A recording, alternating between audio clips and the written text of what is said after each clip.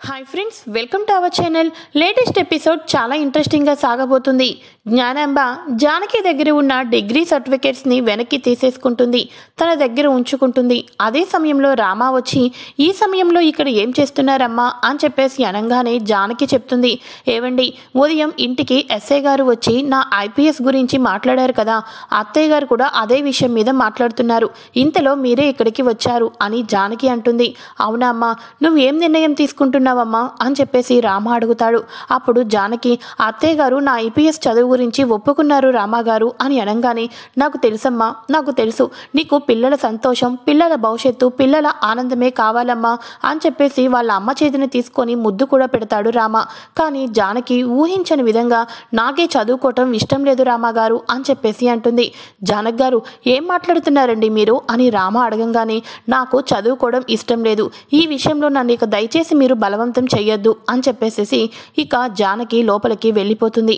ఇక రామ జానక్ గారు అని బాధపడుతూ ఉంటే ఇక భార్యాభర్తల మధ్య ఇంత దూరాన్ని చూసిన జ్ఞానాంబ కూడా బాధపడుతూ జానకి దగ్గర ఉన్న డిగ్రీ సర్టిఫికేట్స్ని రామ చూసుకోకుండా ఇక చీరను కవర్ చేసేసుకుంటూ జ్ఞానాంబ కూడా లోపలికి వెళ్ళిపోతుంది.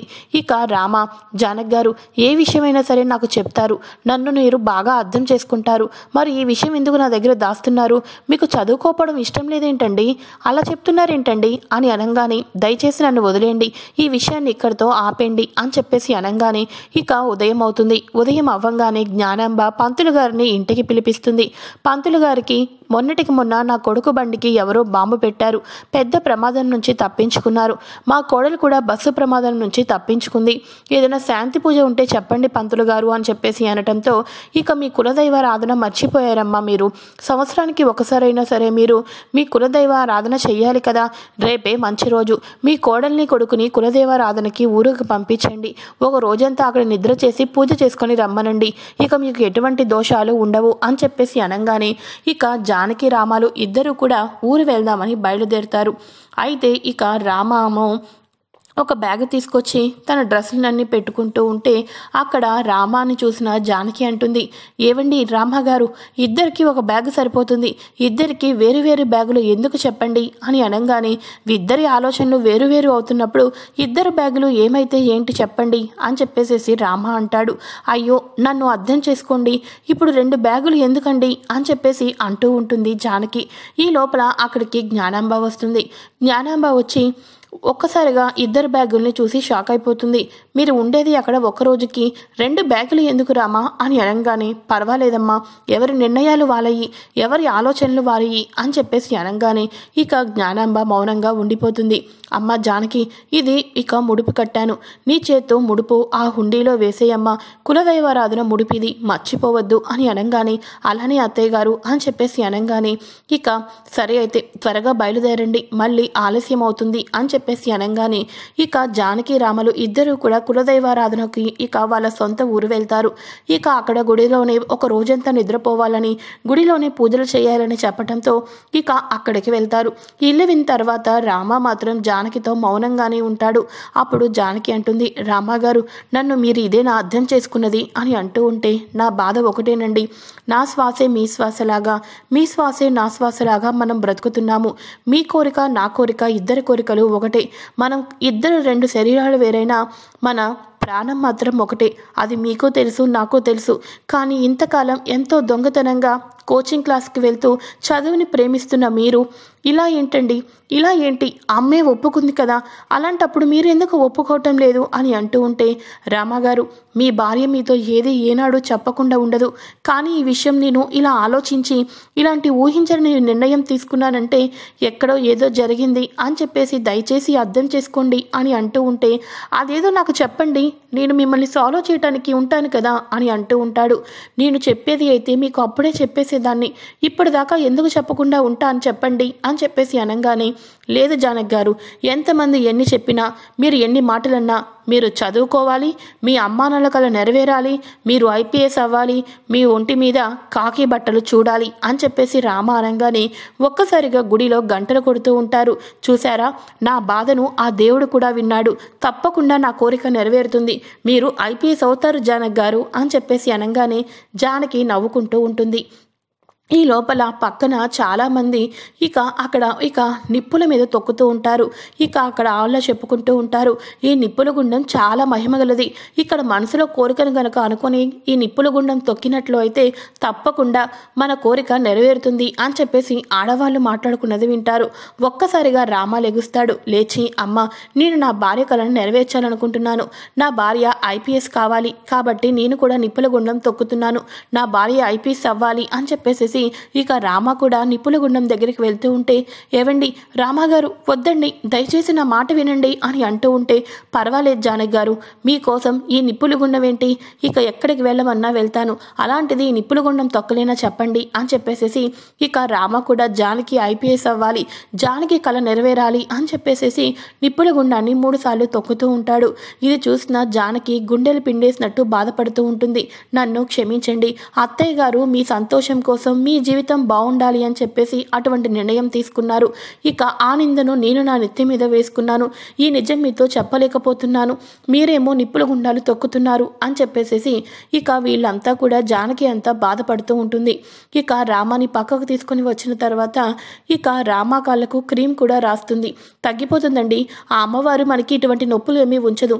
ఎందుకంటే నా కోరిక నిజాయితీది కాబట్టి నా కాళ్ళకి మంటలు కానీ బొబ్బలు కానీ కూడా రాలేదు, చూసారా అని చెప్పేసి అనగానే, చాలండి, లోపల ఎంతో బాధని ఎంతో నొప్పిని భరిస్తున్నారు, పైకి మాత్రం ఇలా మాట్లాడుతున్నారు అని అనగానే, మీరు మాత్రం లోపల సంతోషంగా ఉన్నారా, మీ కల నెరవేరదు అన్నప్పటి నుంచి మీరు పైకి మాట్లాడుతున్నా మీ లోపల దిగులెంతుందో నాకు తెలుసు అని చెప్పేసి అనుకుంటూ ఉంటారు. ఇక పదండి వెళ్ళి కులదైవారాధనకి దర్శించుకుందాం అని చెప్పేసి ఇక గుడిలో పూజలు చేస్తారు. గుడిలో పూజ మొత్తం అయిపోయిన తర్వాత ఇక జానకి రామాలు గుడిలోనే నిద్రపోవాలి అని అక్కడే నిద్రపోతూ ఉంటారు.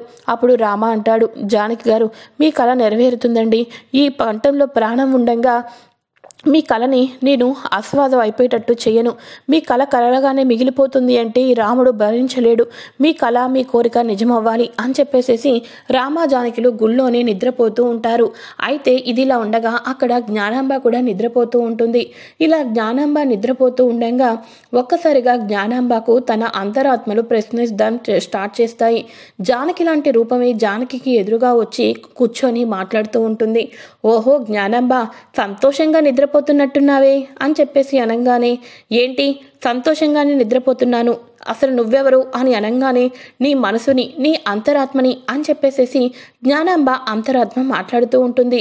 కొడుకు కోడల్ని విడదీసేసావే, కొడుకు కోడలు సంతోషంగా ఉండాలని కోరుకున్న నువ్వే ఇప్పుడు కొడుకు కోడల్ని విడదీసేసావు, అది నీకు అర్థమవుతుందా అని అనగానే, ఏం మాట్లాడుతున్నావు నువ్వు, నా పిల్లలు సంతోషంగా ఉండాలని ఎప్పుడూ కోరుకుంటాను, అటువంటిది కొడుకు కోడల్ని నేనెందుకు విడదీస్తాను అని చెప్పేసి అనగానే, నువ్వు నిర్ణయం తీసుకున్నావు కోడలను చదివించను అని చెప్పేసి, ఆ నిర్ణయం నేను తీసుకున్నానని నీ కొడుకు దగ్గర నువ్వు చెప్పకోకుండా ఇక నీ భార్య తీసుకుంది అని చెప్పేసి అన్నావు, మరి వాళ్ళిద్దరూ సంతోషంగా లేరనే మాటే కదా అని చెప్పేసి అనగానే, నా కొడుకు ఎంత సంతోషంగా ఉన్నాడో నాకు తెలుసు అని చెప్పేసి జ్ఞానాంబ అంటుంది. సరేలే, నీ ఇంట్లో పెళ్ళిడికి వచ్చిన కూతురు ఉంది కదా, నీ కూతురు వెన్నెల, ఆ వెన్నెలను ఇంత బాగా చదివిస్తున్నావు ఎందుకని చెప్పేసి అనగానే, ఏం మాట్లాడుతున్నావు నువ్వు అని జ్ఞానాంబ అంటుంది. ఇక జ్ఞానాంబ అంతరాత్మ, సరే అయితే నీ కూతుర్ని చదివిస్తున్నావు, పెళ్లి చేయాలి కదా, మరి అక్షరం ముక్క రానోడిని ఇచ్చి నువ్వు పెళ్లి చేస్తావా అని చెప్పేసి అనగానే ఒక్కసారిగా జ్ఞానాంబ షాక్ అయిపోతుంది. ఏంటి, వెన్నెలకు అక్షరం ఒక రానివాడిని ఇచ్చి పెళ్లి చేయాలి అంటే అంత ఆశ్చర్యపోతున్నావు, నీ కూతుర్నికి మాత్రం మంచి ఆఫీసర్కి, మంచి ఉద్యోగస్తుడికి ఇచ్చి పెళ్లి చేయాలని నువ్వు అనుకుంటున్నావు, మరి అక్కడ జానకిని చిన్నప్పటి నుంచి కూడా ఐపీఎస్ చేపించాలి అని చెప్పేసి వాళ్ళు ఎంతో కష్టపడి తన కూతుర్ని పెంచారు, తన కూతుర్ని చదివించారు, అటువంటిది ప్రమాదవశాత్తు వాళ్ళు చనిపోయిన తర్వాత తను తలరాత బాగోకో లేకపోతే నీ తలరాత బాగుండో నీ ఇంటి కోడలుగా అయింది. నీ ఇంటి కోడలుగా అయిన ఎప్పటి నుంచి కూడా తన చదువుకున్న అమ్మాయినప్పటికీ కూడా మీ ఇంట్లో ఉన్న వాళ్ళందరికీ కూడా ఎంత గౌరవం ఇస్తుంది. ఒక విషయం గుర్తుపెట్టుకో, నీ కొడుకు ఏమీ చదువుకోకపోయినా జానకి డిగ్రీ చదివినా సరే నీ కొడుకుని ఎంతగానో ప్రేమగా చూసుకుంటుంది. ఆ విషయం నువ్వు ఎందుకు అర్థం చేసుకోలేకపోతున్నావు? నీ కూతుర్ని కూడా అక్షరం ముక్క రానివాడికి ఇచ్చి పెళ్లి చేస్తే నువ్వు కూతుర్ని కోడల్ని ఒకలానే చూస్తున్నట్టు లెక్క అని చెప్పేసి అంతరాత్మ చెప్పంగానే ఒక్కసారిగా జ్ఞానాంబ షాక్ అయిపోతుంది. అంతేకాదు, ఈ రోజు నువ్వు చాలా పెద్ద తప్పు చేశావు. కోడల దగ్గర డిగ్రీ సర్టిఫికేట్స్ తీసేసుకొని ఇక తనకి చదివించడం ఇష్టం అని చెప్పేసి కొడుకుతో చెప్తూ కోడల దగ్గర మాత్రం చదవటం ఇష్టం లేదు అని చెప్తున్నావు. అసలు నీ మీద విలువ నువ్వే తగ్గించుకుంటున్నావు జ్ఞానాంబ ఇంట్లో అని చెప్పేసి తన అంతరాత్మ చెప్తూ ఉంటుంది. ఈ మాటలని విన్న తర్వాత జ్ఞానాంబ ఒక్కసారిగా షాక్ అయిపోతూ ఉంటుంది. ఇక నిజమే, వెన్నెలను నేను చదివిస్తున్నాను, అటువంటి వెన్నెలను నేను చదువుకొని అక్షరం ముక్క రానివాణ్ణి ఇవ్వగలనా అని అనుకుంటూ ఉంటుంది. ఇక వెంటనే అప్పుడు జ్ఞానాంబ అంటుంది, సరే సరే, ఇంకోటి గుర్తుపెట్టుకో, నీ కొడుకులు అక్షరం ముక్క రాని వాళ్ళు. నీ పెద్ద కొడుకు ఏమో స్వీట్ షాప్ నడిపిస్తున్నాడు, చిన్న కొడుకు బట్టల షాపు నడిపిస్తున్నాడు. వాళ్ళు భార్యలతో సంతోషంగానే ఉన్నారు కదా, అలాంటప్పుడు నీ అల్లుడు కూడా అక్షరం ముక్క రానివాడే అవ్వాలి. నీ కూతురు కూడా వాళ్ళ దగ్గర సంతోషంగానే ఉంటుందిలే. రూపాయి సంపాదించినోడ్నో లేకపోతే అక్షరం ముక్క రానివాడినో వెన్నెలకు ఇక సంబంధం చూసి పెళ్లి చేస్తావా? నీకు అంత ధైర్యం ఉందా అని చెప్పేసి అంతరాత్మ అడుగుతుంది. ఒక్కసారిగా ఇక వెంటనే జ్ఞానాంబ గట్టిగా అరుస్తూ ఉండంగా తన అంతరాత్మ మాయమైపోతుంది. ఒక్కసారిగా జ్ఞానాంబ పక్కనే ఉన్న చెంబులో నీళ్లు తీసుకొని తాగుతూ ఉంటుంది. తాగిన తర్వాత, అవును, నా మనస్సాక్షి నన్ను అడుగుతున్న ప్రశ్నలకు నా దగ్గర సమాధానం లేదు. నేను వెన్నెలను ఇక చదువుకొని వాడికి ఇచ్చి పెళ్లి చేయగలనా? ఇక ఉద్యోగం లేని వాడికి ఇచ్చి పెళ్లి చేయగలనా? కానీ ఎంతో ఆశతో పెంచి పెద్దయి ఇక డిగ్రీ చదివిన జానకి ఆశలను నేను ఇక సమాధి చేసేశాను అని చెప్పేసి అనుకుంటూ ఉంటుంది జ్ఞానాంబ. ఇక మార్నింగ్ అవుతుంది.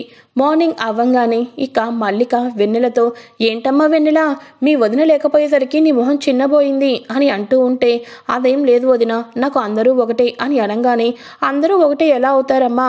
నీకోసం ఆ కన్నబాబు నింద మీ వదిన తన మీద వేసుకుంది, నేనేమైనా వేసుకున్నానా ఏంటి? నీకోసం జైలుకు కూడా వెళ్ళింది, నేనేమైనా జైలుకి వెళ్ళానా ఏంటి? మరి నేను మీ జానకి వదిన ఒకటే అంటే ఎలా నమ్మేస్తాను? నీకు మీ జానకి వదినంటేనే ఇష్టం, జానకి ఇంట్లో లేదు కాబట్టి మొహం అలా వాడిపోయింది అని చెప్పేసి అనగానే ఒక్కసారిగా జ్ఞానాంబ షాక్ అయిపోతుంది. ఇదేంటి, వెన్నెల కోసం, కన్నబాబు కోసం, వెన్నెల కోసం స్టేషన్కి వెళ్ళిందా? వెన్నెల కోసం నింద తన మీద వేసుకుందా అని చెప్పేసేసి ఇక ఒక్కసారిగా జ్ఞానాంబ షాక్ అయిపోతుంది. ఇక వెన్నెల విషయం ఏంటి అని చెప్పేసేసి ఒక్కసారిగా షాక్ అయిపోతుంది. ఇక కన్నబాబు దగ్గరికి వెళ్తుంది. కన్నబాబు దగ్గరికి వెళ్ళి, నిజం చెప్పు, నా కూతుర్ని నువ్వు ఎందుకు వేడిపించావు? నా కూతురు జోలికి ఎందుకు వచ్చావు అని అనగానే ఇక కన్నబాబు మొత్తం కూడా జ్ఞానాంబకు చెప్పేస్తాడు. ఇక నీ కూతురు దిలీప్ని ప్రేమించటం, అలా వీడియోని నిన్ను తీయటం, ఇది చెప్పేసిన తర్వాత జ్ఞానాంబ షాక్ అయిపోతుంది. ఇక వీళ్ళేమో గుడి నుంచి అంత దర్శనాలు అయిపోయిన తర్వాత జానకిరాములు ఇంటికి వస్తారు.